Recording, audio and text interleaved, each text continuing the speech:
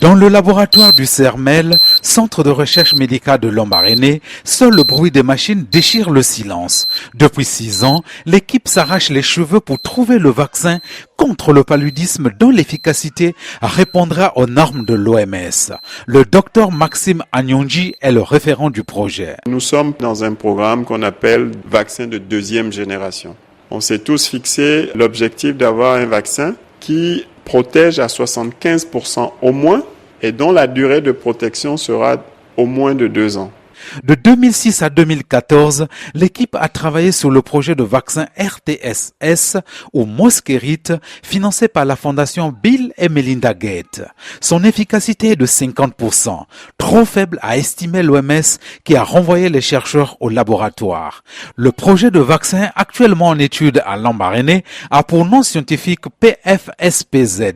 Le professeur Peter Kremsner, responsable du CERMEL, affirme que ce vaccin a été testé avec succès sur des sujets allemands. On a vacciné 30 volontaires à Tübingen et après 3 vaccinations, on a vu que plus que 80% de ces gens qui étaient vaccinés sont stérilement, complètement protégés contre le paludisme avec ce vaccin. Après l'Allemagne, le CERMEL a testé le vaccin sur environ 200 personnes, des enfants de Lambaréné notamment. Autour de Lambaréné, il y a beaucoup de paludisme, de Plasmodium falciparum.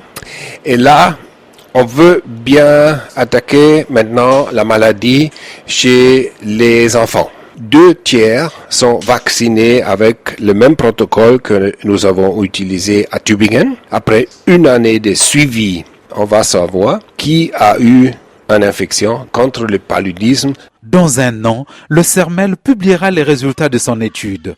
En attendant le vaccin, le docteur Agnonji recommande aux familles d'utiliser les moustiquaires et les traitements curatifs pour combattre le paludisme. Yves Laurent Goma, de retour de Lambaréné, RFI.